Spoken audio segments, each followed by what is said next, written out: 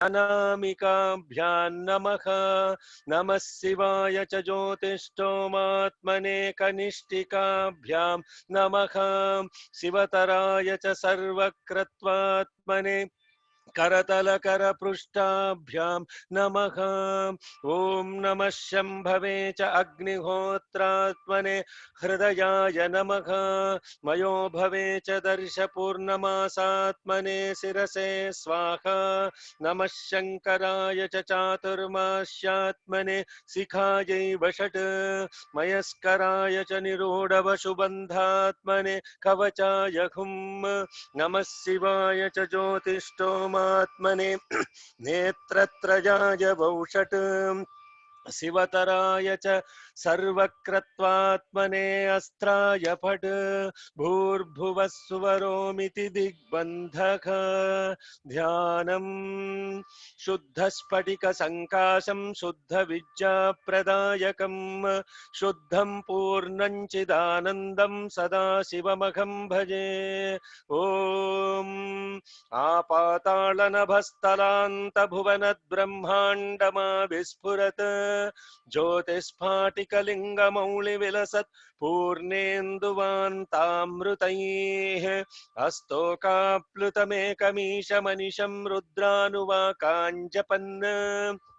ध्यायेत् ईप्सितसिद्धये ध्रुवपदं विप्रोऽभिषिञ्चेच्छिवम्। ब्रह्माण्डव्याप्तदेहावसितहिमरुचा भासमाना भुजङ्गैः। कण्ठे कालाः कपर्दाः कलितशशिकलाश्चण्डकोदण्डहस्ताः। रुद्रक्षा रुद्राक्षमाला प्रणतभयहरा शाम्भवा मूर्तिभेदाः। रुद्रा श्रीरुद्रसूक्तप्रकटितविभवानः प्रयच्छन्तु सौख्यम्। ॐ शान्ति शान्ति शान्तिः। ॐ नमो भगवते रुद्राय। Branimir, start, brother. ॐ नमस्ते रुद्रमन्यव उतोत इषवे नमः। नमस्ते अस्तु अस्तु धन्वने। धन्वने बाहुभ्यामुत ते नमः। यात इषु शिवतमा शिवं बभूव ते धनुः। शिवा शरव्याया तव तया नो रुद्रमृदया। या ते रुद्र शिवा शिवा तनूरा। तनूरघोरा पापकाशिनी तया नस्तनुभाषन्तमया गिरिशं ताभिचाकशीः। यामिषुं गिरिशं तहस्ते बिभर्ष्यस्तवे। शिवां गिरित्रतां कुरु माहिगुंसीः पुरुषं जगत्। शिवेन वचसा त्वा गिरिशाच्छावदामसि। यथा नः सर्वमिट्टगदयक्ष्मगुं सुमना असत्। अध्यवोचदधि वक्ता प्रथमो दैव्योऽभिषक्। अहिंगिश्च सर्वान् जम्भयन् सर्वाश्च यातु धान्यः। असौ यस्ताम्रो अरुण उत बभ्रुः सुमङ्गलः। ये चेमागं रुद्रा अभितो दिक्षु श्रिताः सहस्रशो वैशाखं हेड ईमहि। असौ यो वसत्पति नीलग्रीवो विलोहितः। उतैनं गोपा अदृशन्नदृशन्नुदहार्यः। उतैनं विश्वाभूतानि सदृष्टो मृडयातिनः। नमो अस्तु नीलग्रीवाय सहस्राक्षाय मीधुषे। अथो ये अस्य सत्त्वानो हन्तेभ्योऽकरन्नमः। प्रमुञ्च धन्वनस्त्वमुभयोरात्नियोर्ज्याम्। याश्च ते हस्त इषवः पराता भगवो वप। अवतत्यधनुस्त्वगुं सहस्राक्षशतेषु ते। निशीर्य शल्यानामुखा शिवो नः सुमना भवा। विज्झं धनुः कपर्दिनो विशल्यो बाणवागुम् उत। Anesham nasyeshava apurasya nishangatihi Yate hetirmi dhushtamahasti babhuvate dhanuhu Tayasman vishvatastvama paribhuja Namaste astvayudhayana tataya drushnave Ubhapyamutate namo bahupyam tavadhanvani Parite dhanvano hetirasman vrunaktu vishvataha Athoya ishudhistavare asman nidhehitam Shambhave namaha Namaste astu bhagavan Vishveshwaraya Mahadevaya Triambakaya Tripurantakaya Trikagnikalaya Kalagnirutraya Nilakantaya Mrityunjayaya Sarveshwaraya Sadashivaya Shriman Mahadevaya Namaha. Om Shanti Shanti Shanti.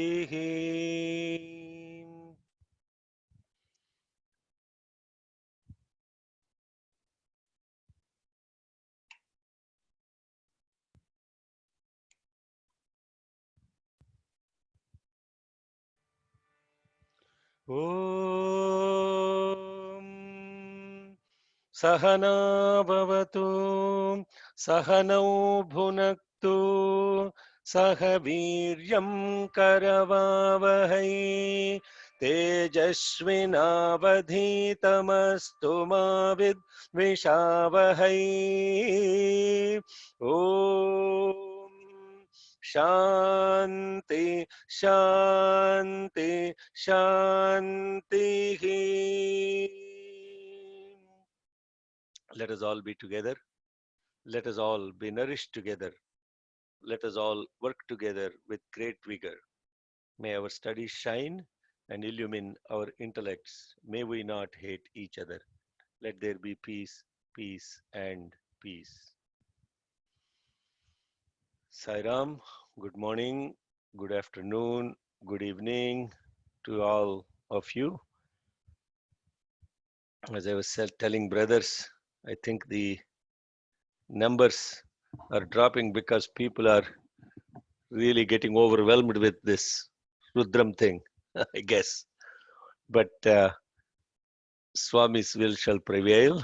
And of course, it is not for everyone to be able to assimilate this and to be able to connect to this in the context of how these beautiful ruks or mantras help us realize the divinity that is inherent within ourselves, and that we do not have to, truly speaking, look outside, but truly look inside.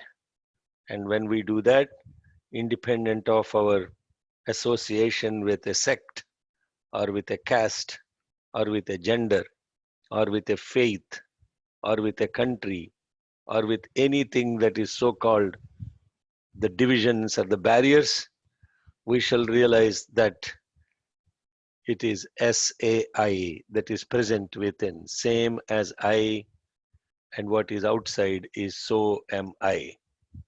That's what we were discussing before this class began. So we are hopefully, with Swami's blessings and will, we will complete the first Anuvakam today. Yesterday we studied the Ruks 12 and 13. 12th Ruk is the essence of that is hurt never, and 13th Ruk is help ever. And how we connected to this is really bringing stillness to.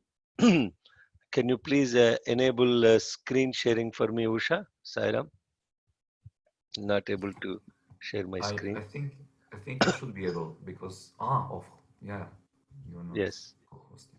So, um, okay, Sairam. So there is a retreat going on. So thank you for letting us know, Sushma.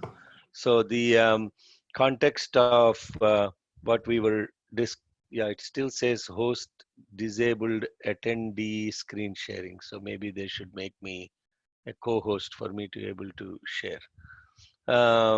So the context of the You should 12, share 12, now. Sairam. You are the co-host, and you should be able to share now. Okay, thank you, Ma. Thank you, Sairam.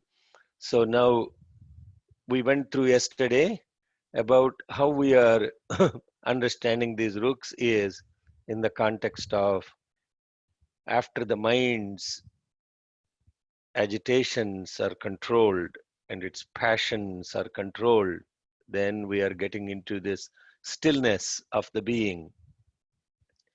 The stillness of the being has to be achieved only through basically making the instruments that are present within us. And that's what is the 12th rook is about, making sure that kapardinaha, the one who is renunciate, be freed from the desire in the context of a desire that is self-motivated, ego-motivated, and the quiver of all the perceptions and thoughts are filled with those that are unusable and non-pierceable.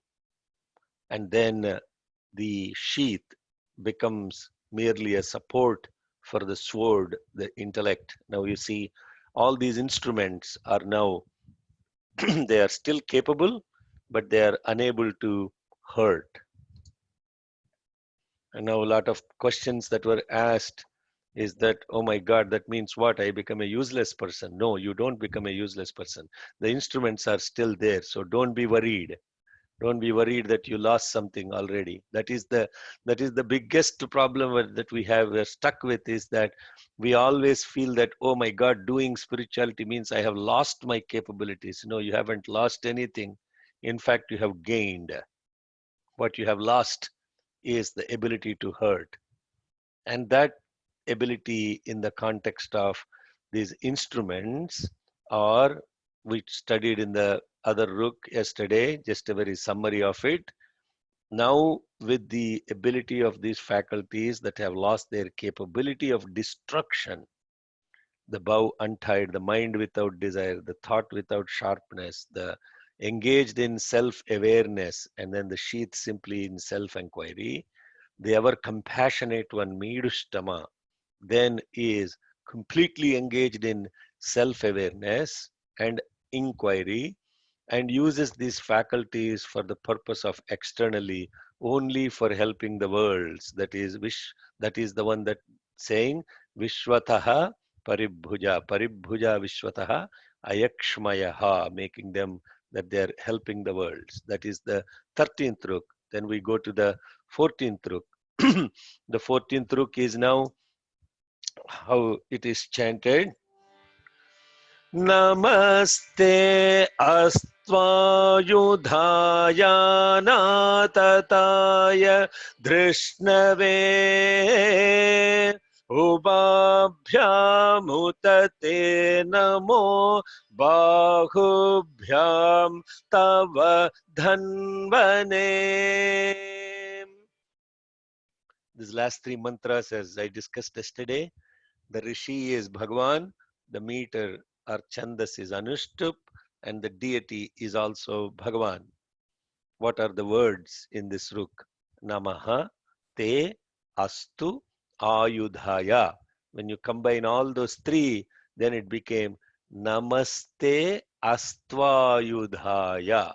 See how many words are there, and appears to be two words. It's actually four words in this. Namaha, Te becomes Namaste.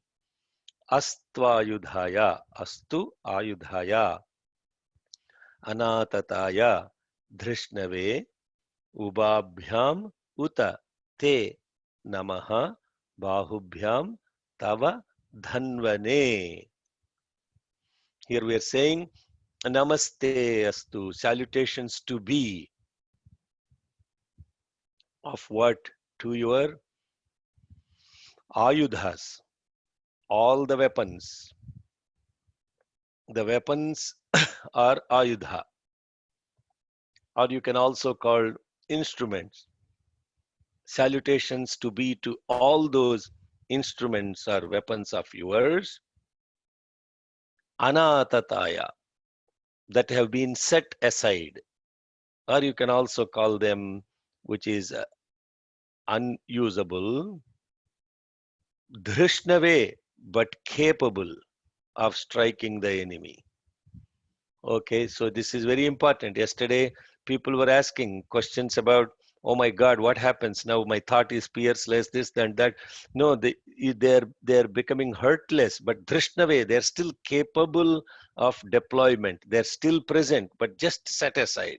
Anatataya drishnave ubabhyam uta te namaha. Bahubhyam ubabhyam, and also to your bahubhyams, to your shoulders, both of your shoulders, ubabhyam, two or couple of your shoulders, and also to your bow. By this time, you have become experts in connecting to the Da Vinci Code of all of these words. So it is must be very simply now salutations to the thought that is not engaged by the mind, but is still capable of striking. Salutations to the mind, dhanvane, and also to your actions, which are your shoulders. Salutations. Now, there are two keywords in this mantra, as I already pointed out. Anatataya, drishnave. Anatataya implies, as I already said, set aside, not usable, not lifted, not stretched in a bow, disengaged. Anatataya. Drishnave means all capable of hurting. It Drishnave also means strong and capable. Drishnave also means deadly. So these instruments are still present, but they are deadly instruments, but they are set aside. So, oh, sorry, did I miss? Yeah, no. This is the beauty of this mantra here. Now, if you look at this mantra is very identical, pretty much identical to the first mantra.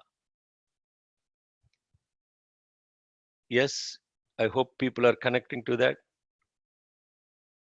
The instruments, everything is described. Namaste Rudra Manyava Utota Ishave Namaha. Namaste Astu Dhanvane Bahubhyam Utate Namaha. Utate Namaha, Bahubhyam. All these things are Dhanvane. Then Ayudhaya, because the first mantra has only 4 forces, but afterwards we talked about quivers, the perceptions, and so much more. So now all of them became together those instruments. So now this mantra is so similar to the previous one, isn't the very first mantra? But you have to introspect. There is a significant difference between this mantra and the first mantra. How so? In the first mantra, all those instruments are hurt. They can still pierce, they can hurt. They have not lost their ability to hurt. But in this mantra, they are anatataya. In the first ruk, they are taken up with the hands. Here they are set aside. I hope you are understanding what this is. So the mantra is in essence the same as the first mantra. But the primary difference is that unlike in the first mantra, thought is not sharp, mind is not capable to launch the thought, as it is not stringed with desire, shoulders are also disengaged. So then if you take the first, subtract this mantra from the first mantra, what remains? Manu is the only one that is remaining. Manu is remaining. Since I don't see you all and I don't know what you are reacting to, but it's difficult for me to engage, but I hope you're paying attention to this and you're connecting to the beauty of how, very simply put, we started with something and now we are coming to this stage where all the instruments are there, but all of them are disengaged now, but only one thing is remaining. Manu is remaining. Manu is not anger, as we started off. with the very first say. Manu is the force of awareness. So the awareness is still present. And you are simply aware. You are simply aware.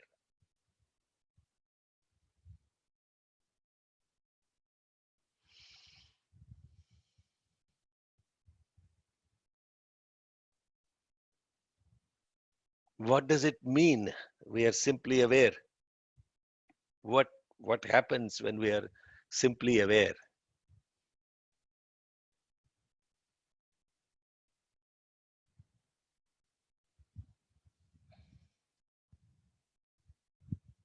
The one who you really are is what happens.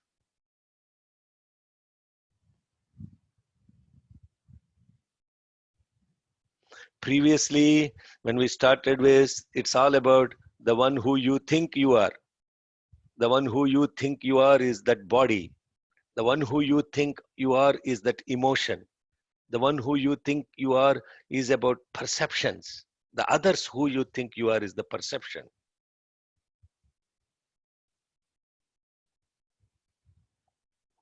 But if all those are set aside and they are completely stilled, you can also look at anatataya being completely still. They're present but not engaged. You are not engaged in the thought. Yes, thought comes, but you are not engaged with the thought.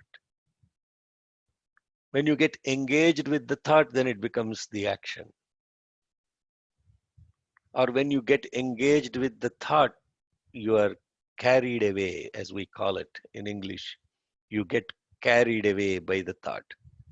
When you get carried away by the thought, you are no longer present.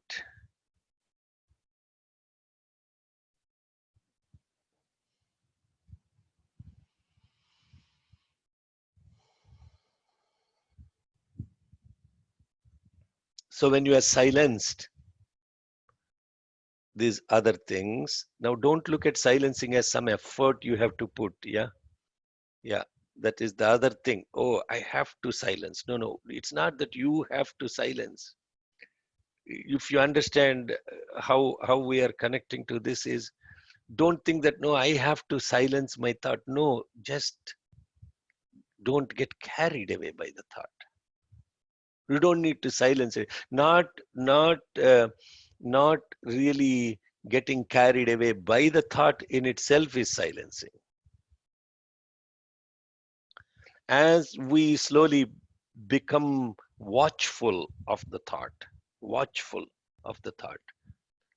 it slows down. It slows down. It's like playing tennis, or for that matter, any sport. I was one time I was traveling with Pete Sampras, and I asked him the question. How is it? I mean, if a Boris Becker is serving me the ball on the other side, I would not be even seeing the ball. How do you see that ball that's coming at 110 miles per hour? And how do you know where it is even landing, where it is landing? How do you know this? And then he said, I see the ball before it is released from the other side, because of that incredible attention to that ball, that the tennis player Pete Sampras is paying attention to that ball before even it is released. Then that ball slows down so much that he's able to engage in where to move to return that ball. I hope you are connecting to this metaphor. Yes, so what's the difference between me and a Pete Sampras? Practice. He practices 8 to 10 hours a day, doing nothing but balls getting shot out of a cannon every single minute, and calibrates with the speed of the ball, the velocity as it, and then the placement of the ball. So in our consciousness, these are conscience, I would say, not consciousness. These balls of thoughts are getting served like with so much speed, and we don't even pay attention to those. But when you pay attention to that thought, then that thought slows down so that you become aware of it and you know where to move to even return that thought into action, or simply decide that it is going out of court. I don't need to chase it. 99% of those balls are not to be even, chased. You can remain where you are and they're out of court. So simply becoming aware then becomes the one who you really are.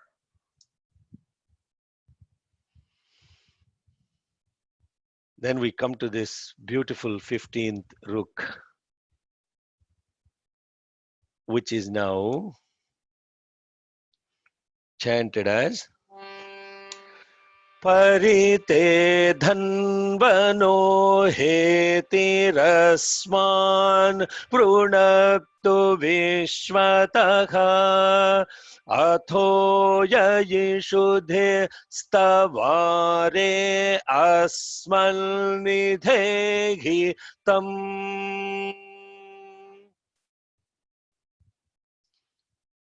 Let's pay attention. See the words.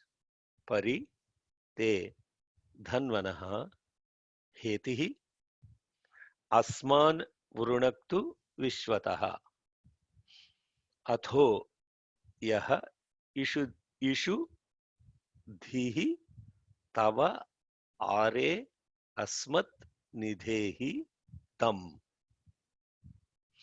And yesterday some sister asked me chanting properly, etc. If you go back to those videos, links that I have been sending, I've spent a lot of time actually also teaching exactly the context of the intonations, and you will begin to actually pronounce and the intonations also correctly here. So in this mantra again,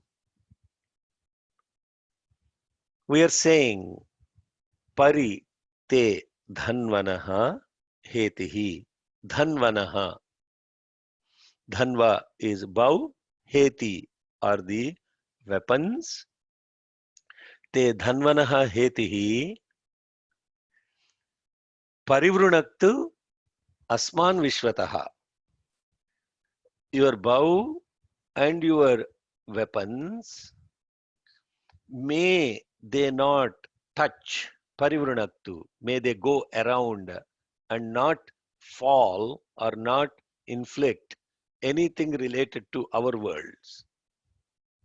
Vishwataha means what? Spare our worlds from your bows and your weapons. So you are referring to this source now, spare my worlds, or spare our worlds from your instruments and from your weapons. Then what do you do with them? Atho yaha ishu dhihi tava are asmat nidehitam. Instead, please use those arrows on the enemies of ours. Asmat are means enemies. Now you see how these mantras are now used is that, oh, coronavirus is a deadly enemy. Let me now use this Rudram against that. That's the, I'm not saying whether that is right or wrong. I'm not trying to judge it, but that is a level of awareness. And for those in that awareness, that is very true, and it may come true too. I'm also not saying that it won't come true. Yesterday, some brother sent me some, Facebook message about how these mantras are giving visualizations and all of that stuff. I can't deny the perceptions or the realities of some other mind, but the context of that is really about the purpose of these mantras, at least from my point of view, is really to connect truly within ourselves. Yes, there may be all the other kinds of things that are happening around us. And what we are saying with this mantra is that arrows of the above, te dhanvanaka hetihi, are those weapons. Asman paranivranaktu, may we be excluded from those, and also our worlds in every way from their destructive nature. That is what it is implied.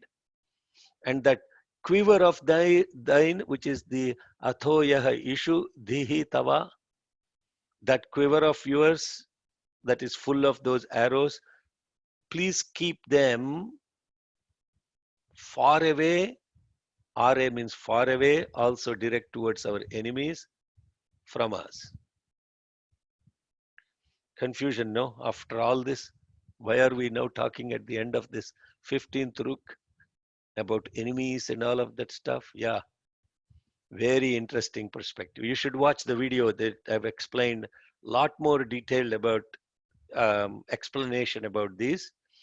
And the way you connect to this is, because you have set this aside, it doesn't mean that they are completely silenced. They still keep coming up once in a while. All instruments are surrendered and kept away from the inner self, and so that one remains still.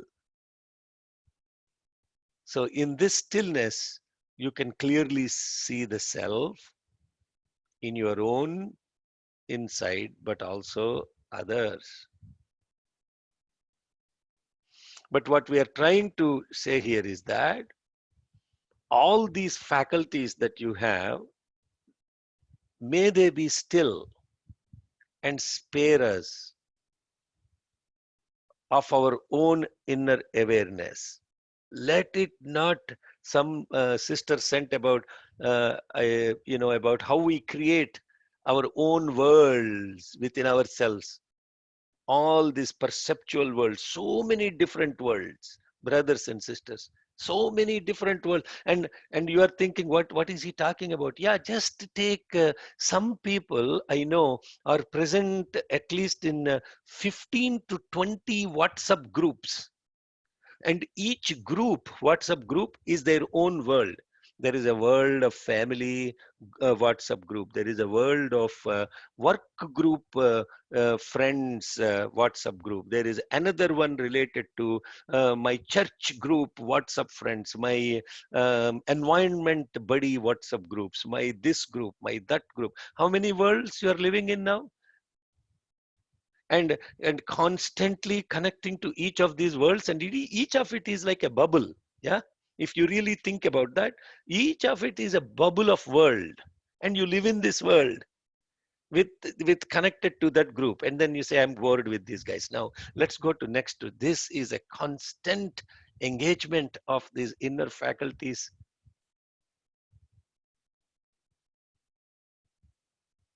Now what this is saying is, please use those weapons of yours that you have set aside as needed against these 6 enemies that are constantly disturbing me, obstructing me from this self-awareness.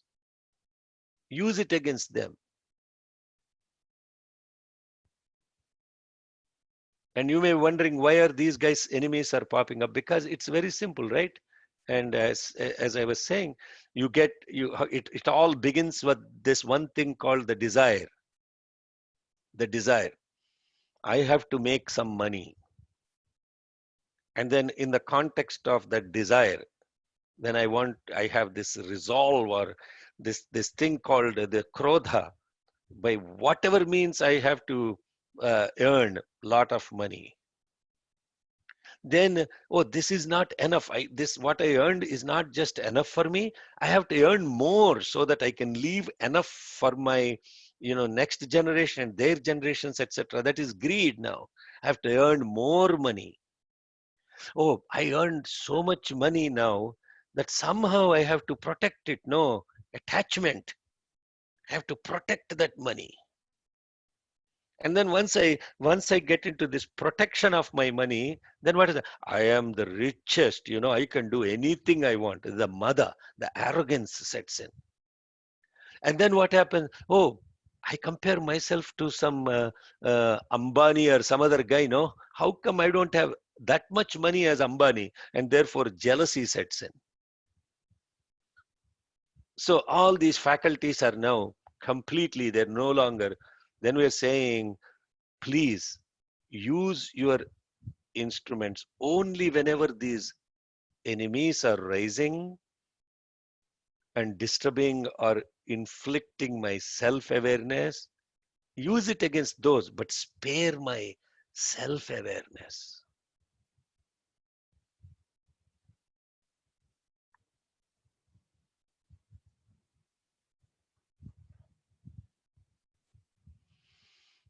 Now, what is that saying on this Holy Sunday?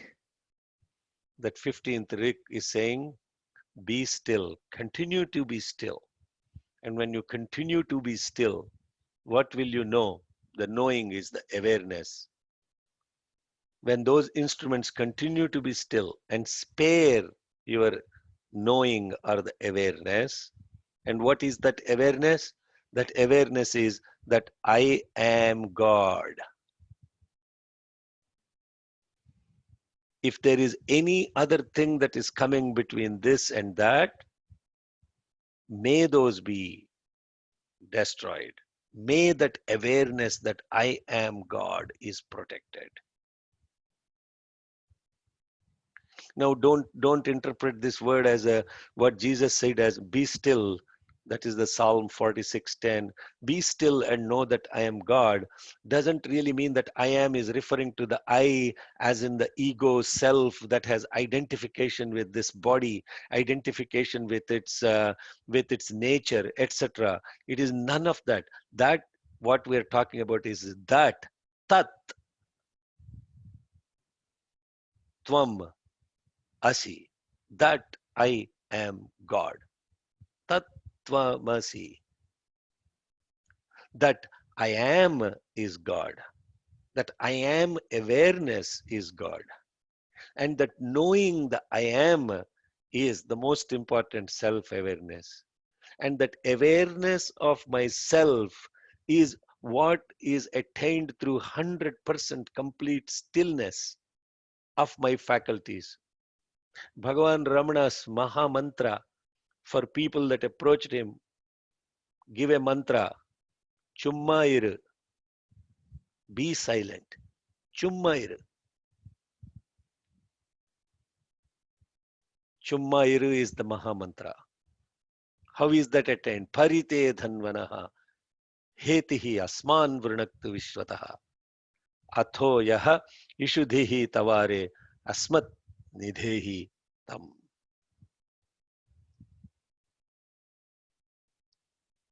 So, what did we do with this Sri Rudram first Anvakam, conclusion of this? Now you see how beautifully the stillness of the last 5 rooks about the stillness. To be an instrument, O Lord, take my love and let it flow in fullness of devotion to thee. O Lord, take my hands and let them be incessantly working for thee. O Lord, take my soul and let it be merged in one with thee. O Lord, take my mind and thoughts and let them be in tune with thee.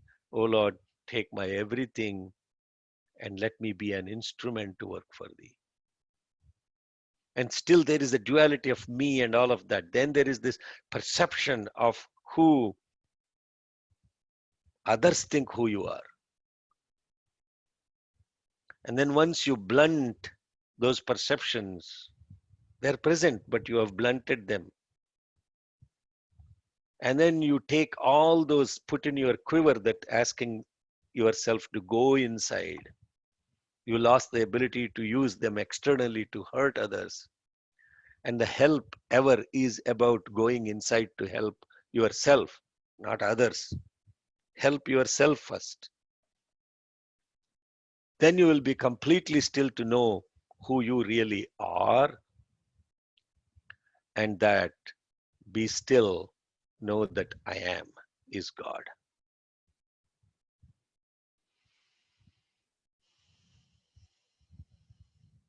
Let's take a few moments of silence to absorb this incredible 15 rooks.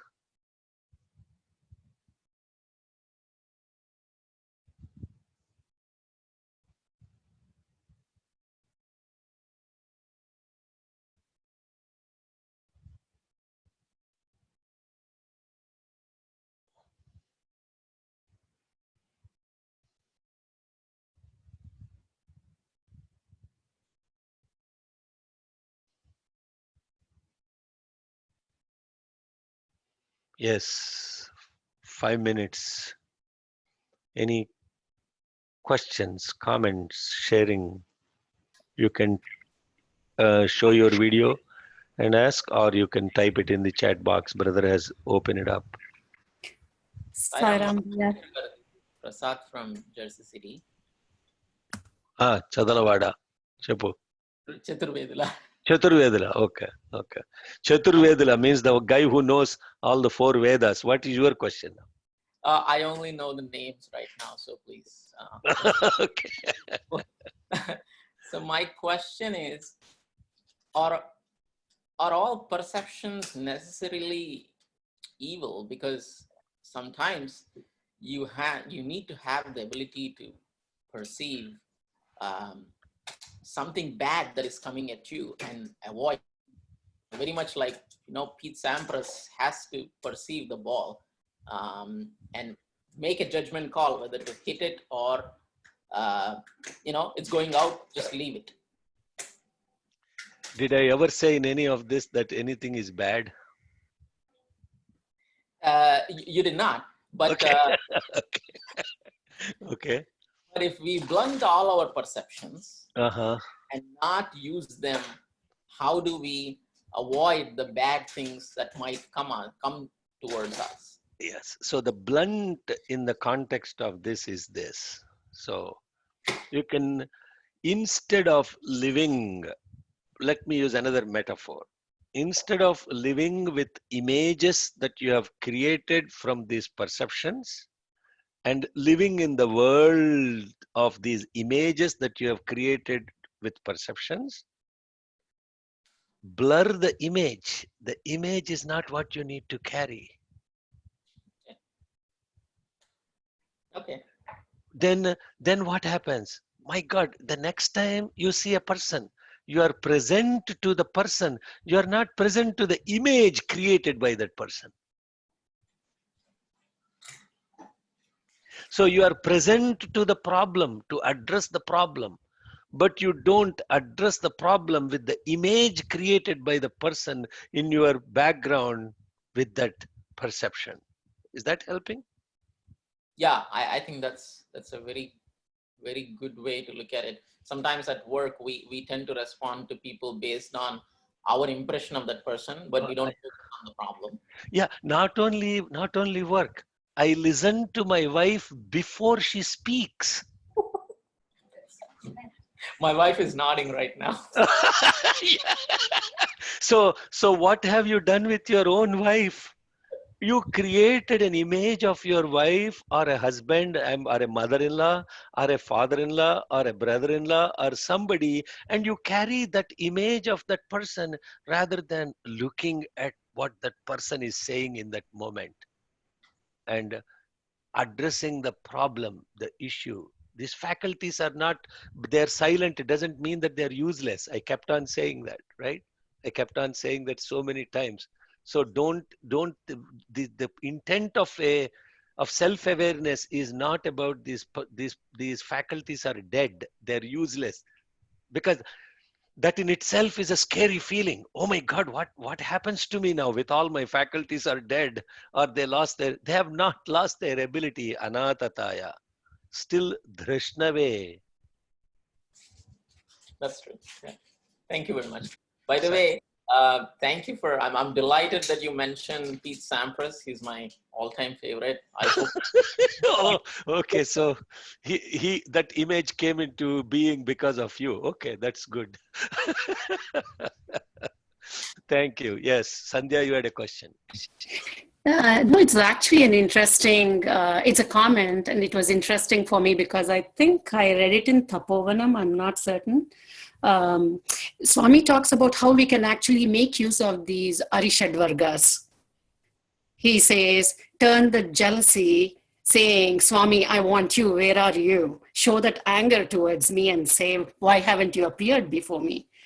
It's a very interesting way of turning things around in a positive manner. Sometimes it's challenging, but I was wondering what your thoughts were in terms of doing it. And also, the last slide that you showed, if you could please share it with us. It's a nice index card. I really liked it. Yes, it is there to be shared only. Okay. Nothing belongs to this. You will get it. Sure. So how would you turn all your, at some point, the six enemies that come up, and how do you, in your own practice or life, how do you turn them around? Yeah, so a few years ago when I was doing a satsang in a multi-faith setting, somebody asked me, oh, these gods of Indians carry all these deadly weapons in their hands. What is the significance of this? And I had to tell them, oh, the difference is our gods hold those instruments or weapons and they don't use them. But unfortunately, I am used by those deadly weapons. So these weapons do not, as Prasad was asking just before, these weapons are powerful. These weapons are useful. These weapons have relevance. But we are used by them versus we using them.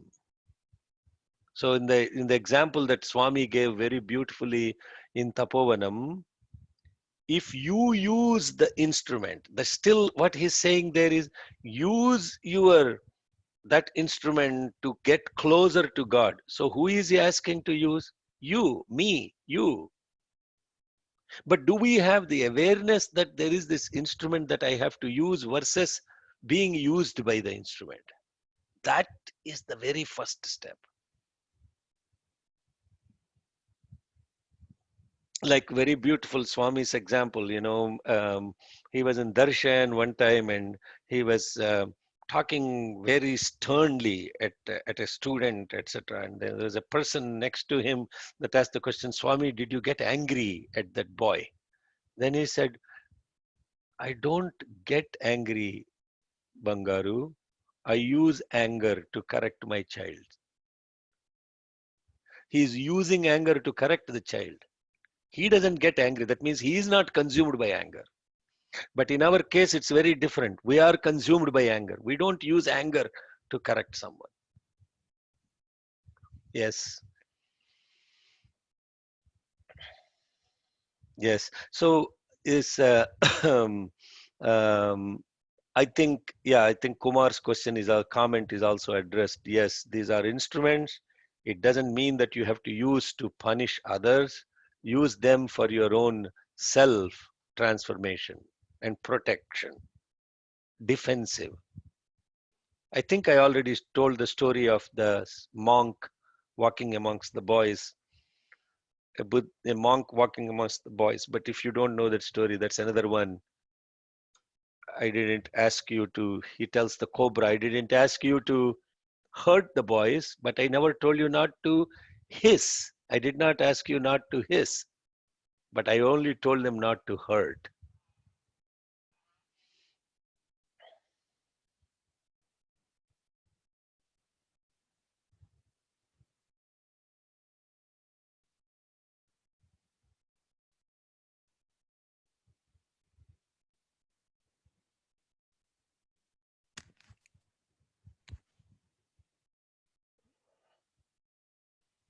Yes.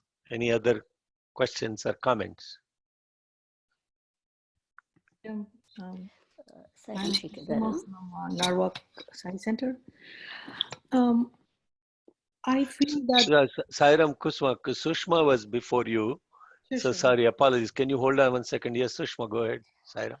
So as Swami says, the essence of Gita is in the first and the last word, like Mama Dharma. The whole essence of the first Anuvaka is in the first and the last one, where you explained like the first one is the Atma. If we're aware of our thoughts, we can control the mind and the actions, and that will lead us into self-awareness. Please go ahead, Amma. Complete your thought. Yeah. So what I get from here is everything is in our thoughts, like the arrows. Like as long as we are aware of our thoughts and we can control our thoughts, we can control all the inner enemies, and because all these come out, all the actions come out because of our thoughts. What is thought is the very first thing that we need to look at. What is thought is what we have to look at. If you look at what is a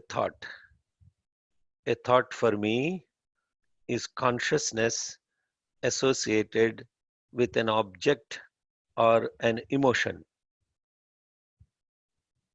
So if thought is equal to a consciousness associated with an object or an emotion, when you drop the object and when you drop the emotion, what remains is consciousness. Beautifully said, Saira.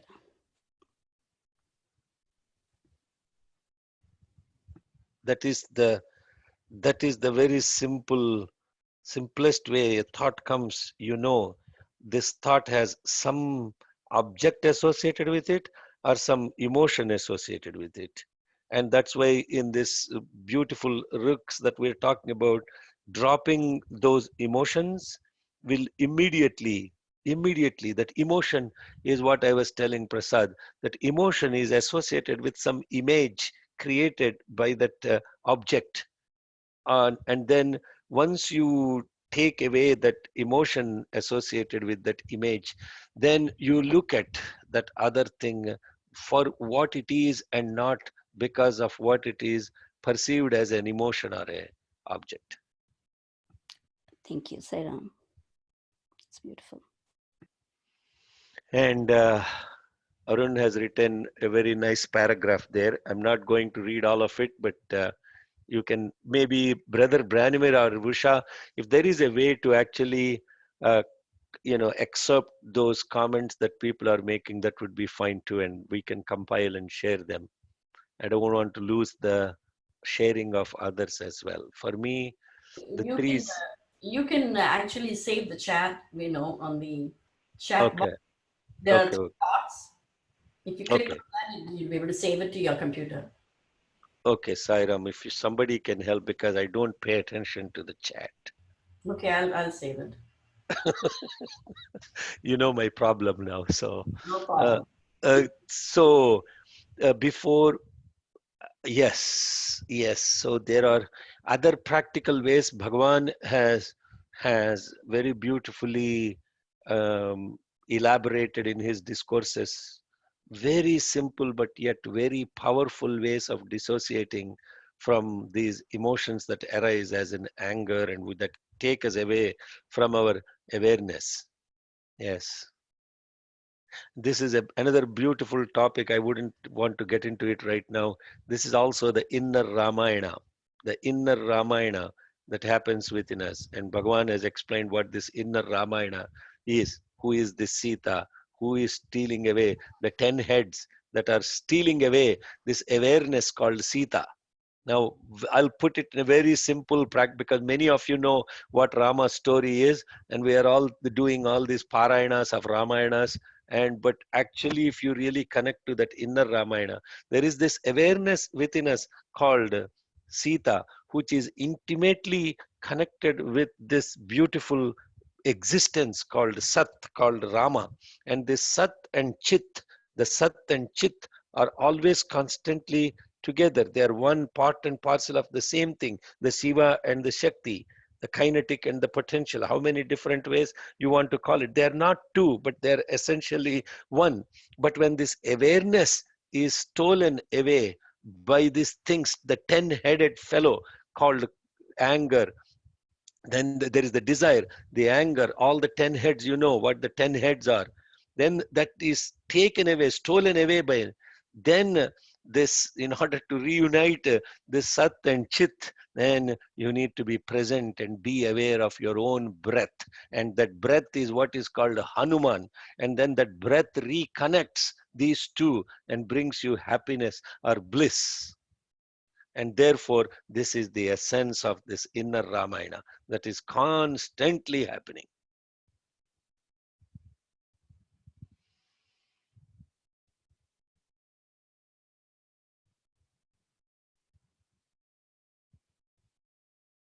Yeah, the power of thought. We'll come to the power of thought when we go through some of the other Anvakas. Now, 2 more minutes left, and we have one other small business that we need to take care in the context of the very last thing that we chant when we are doing this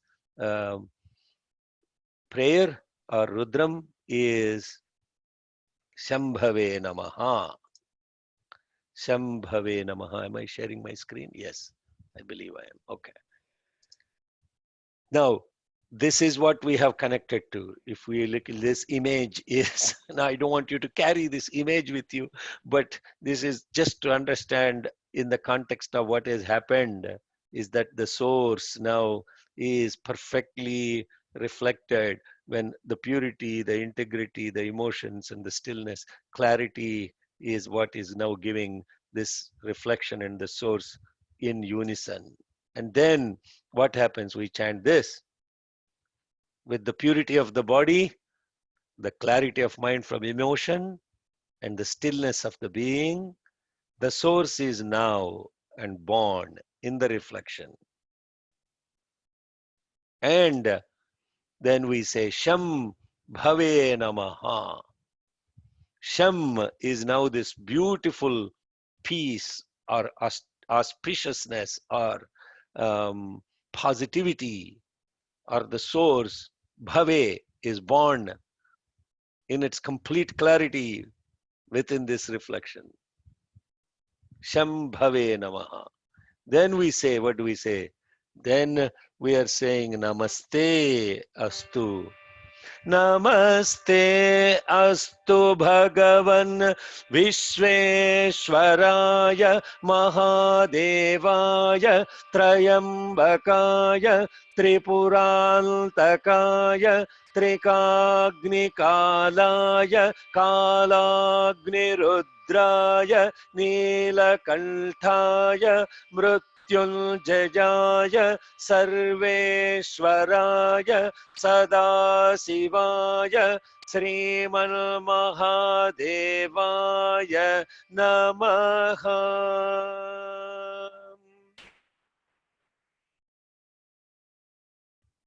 Just for clarity, this particular mantra that is chanted is not part of the original Rudra Prashna. It's a prayer that is introduced, a milestone to indicate a great milestone that we have attached. The milestone is the purity of the body, the clarity of the mind from emotions, and the stillness of the being. Great milestone is achieved in practice. And then this positivity is born within us in this mirror. And that is salutations to that Bhagavan, the divine effulgence. That's what we are saying before, no? The divine effulgence is now born in clarity within us. And that divine effulgence that is born, that's the one. What is that now? Namaste Astu, salutations to be to that Bhagavan, the divine effulgence. And what is this divine effulgence about? Vishveshwaraya, the being of the universe. Mahadevaya, supreme amongst all the beings.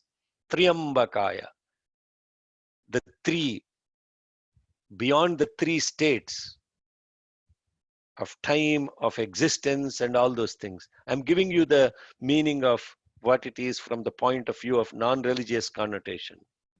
All these names are associated with the Hindu god aspect of Shiva too, and that is real as well. But what is truly the implied inner meaning of these? Tripurantakaya, the dissolver of the three that are hindrance to realization, the body, mind, and the ego, Tripuras, the three demons that are obstructions. Trikagni Kalaya, the one who is the timing of all the universal forces of the fire and the energies that are existing within us. Kalagni Rudraya, the source and the force of both energy and time. Kala, Agni, Rudraya. Rudra is the source of Kala, the time, Agni, the energy. Neelakantaya, the one who is unaffected by negativity. Mrutyunjayaya, the one who is beyond the death associated with the body and the mind.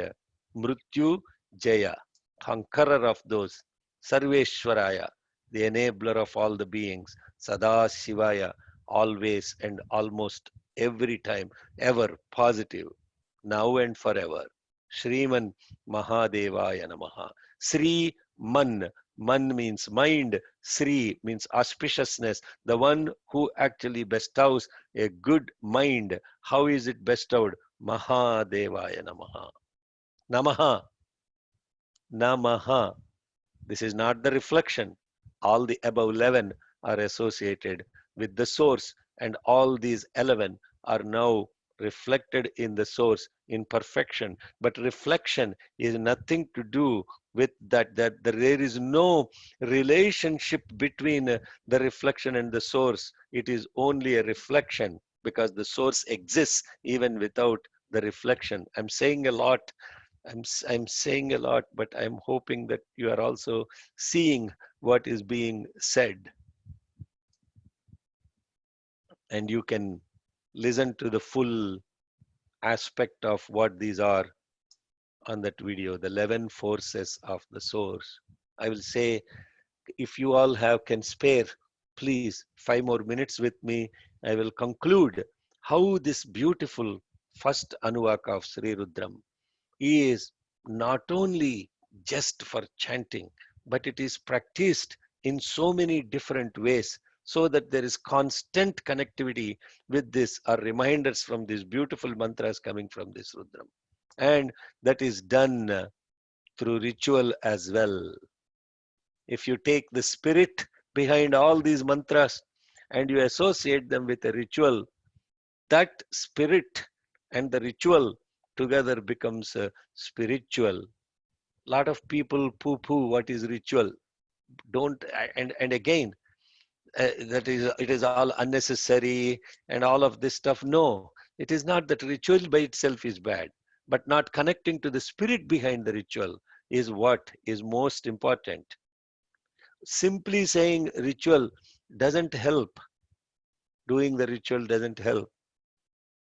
And the beauty of the ritual is that it constantly connects us to the spirit behind that observance. So this first Anuvakam of Rudram is also used for the worship of the Lord with bhakti, with devotion. And that worship of the Lord, 15 verses associated with 15 phases of the mind and 15 different ways of worshipping the God, from dhyana, avahana, then there is a padya, there is arghya, there is snana, there is vastra, there is yajnopavita, then there is gandha, then there is pushpa, then there is dhupa, then there is deepa, then there is naivedya, then there is mantra pushpa, and then there is finally the conclusion of the 15th is the Maha Arati, which is the sublimation of the camphor, which is related to sublimation directly from body consciousness into divine consciousness. This is the ritual, and this is bhakti. And by no means we are saying that this bhakti is unimportant. And this ritual, doing this ritual is karma. the action. And doing with the spirit behind is the bhakti.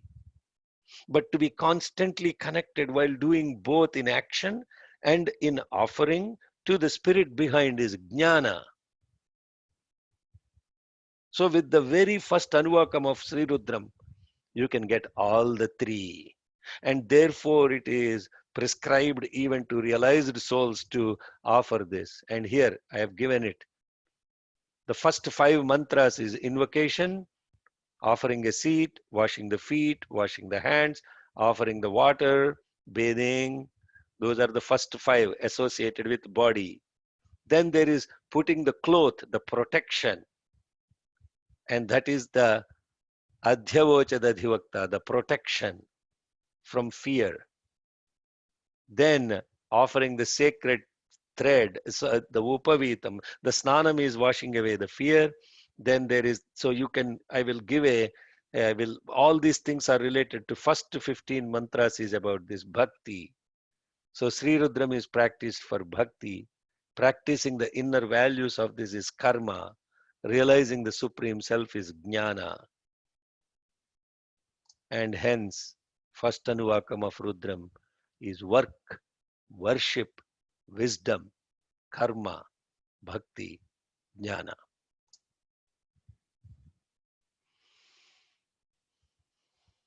I'm 10 minutes over today. My apologies, but it's a very Kus- important conclusion. Yes. Kusuma had a question before. Oh, So yes, Kusuma, yes. Sairam, my apologies if I closed the loop with you. So I had emailed a question to you in the morning. So Uh-huh. Yes, the perceptions. Is that the can you repeat the question for everyone's benefit? Yes, I can. Perceptions is not real. People, living objects and world things as we perceive is not real. Is this Maya? This does not mean the world and people are delusions. Developing Viveka is to distinguish real and unreal. Does this mean only consciousness is real and unreal means not permanent? Wow, this is a very profound question, and it is the question of, is perception real or unreal? That is the, and what is how is a perception arising? This and what is Maya? So this we can it's a very deep question for contemplation, but very simply put, perception is not unreal. But what is unreal is the error associated with the perception. I'm putting it very in a nutshell in the interest of time for everyone. What is the context of a sun rising in the east and the sun setting in the west as a perception, as a fact, that is not unreal, because you are seeing it, you are observing it with your physical eye or your presence, and time is created from it, etc. So that is not what unreal, but there is an error associated with that. The error associated with that is that the sun is neither rising nor setting. The sun is always present. What is causing it is the earth rotating it. So the earth rotating it, if you did not know that, then you are carried away by this false perception that the sun is rising and setting. Once that awareness sets in that the sun is always present. So what is caused by this error? The causation of this error is associated with 3 things: the time, the space, and the identification or the causation. In the context of those 3 boundaries, a perception is existing. And if you call the time, the space, and the causation as the Maya, as a definition, it is simply giving that error of associating that infinite, only finitizing in the space between time, space, and causation. Then it is subjected to an error.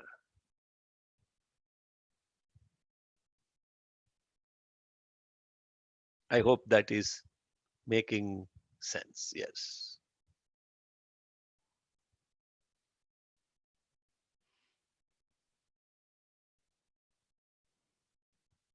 Very Can I nice. say something? Yes, Cecilia. People, we are 15 minutes going over, and my timekeeper Vishaji will cut off the Zoom call. Okay. I think the perceptions, it's also fit with all the things, all the food that we get through our sense, what we see, what we heard. Mhm. So that's why Swami always told us that we have to be careful about all this information that we are putting into our mind, because this is going to be like the base, the platform where we are going to react, something like that. Thank you. Yes.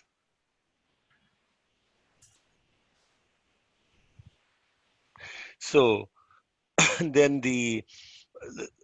I think the other thing that we have to understand, and we will close with this because it's in the context of this beautiful first Anvakam of Rudram, as we know that there is purity associated with our senses, and that purity of those senses leads to integrity of thought, word, and deed.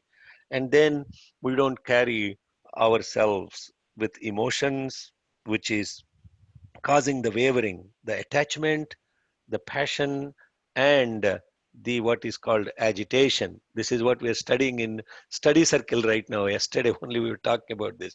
The mind has to be protected from three things: attachment, passion, and agitation. How do you protect the mind from those three things? Swami has given beautiful discourses in Vidyavahini about these things. So you can refer to those on how he gives the formulae in the context of a practical living on how to protect the mind from those. Then a protected mind then will have the ability to actually, it's clearing the water not only from the impurity, but also clearing the agitation of the water associated with all these emotions. The agitation is cleared. Then the next one is we have to get to the piece of attachment.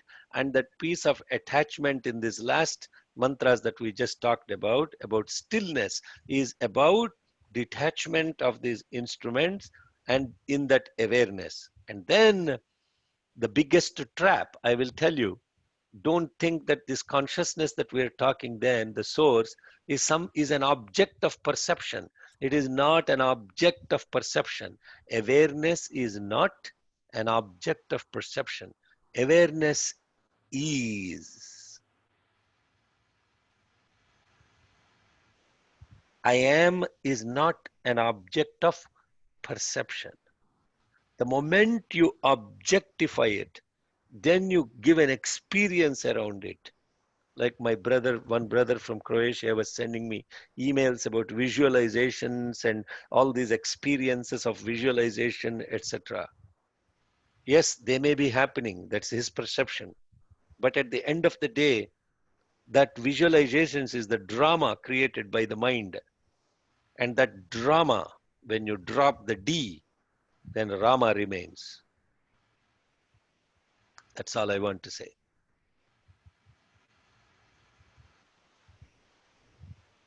Sairam, it's very great to connect with all of you. Have a wonderful week. I haven't given you homework this week. It's a break week, Memorial Day, break week for homework. Anyway, I assume all of you are doing the homework in your minds and not sharing. That's okay. And with that, we'll close with chanting Namaste Astu Bhagavan and Samasta Loka Sukhino Bhavantu. Namaste Astu Bhagavan Vishveshwaraya Mahadevaya Triambakaya Tripurantakaya त्रिकाग्निकालाय कालाग्निरुद्राय नीलकण्ठाय मृत्युञ्जयाय सर्वेश्वराय सदा शिवाय श्रीमन्महादेवाय नमः। ॐ शान्ति शान्ति शान्तिः। समस्तलोकाः सुखिनो भवन्तु।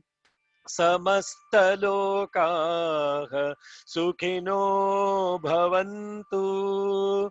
समस्तलोकाः सुखिनो भवन्तु। समस्तलोकाः सुखिनो भवन्तु। समस्तलोकाः सुखिनो भवन्तु। समस्तलोकाः सुखिनो भवन्तु।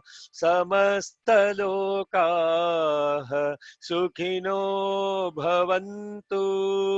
समस्तलोकाः सुखिनो भवन्तु।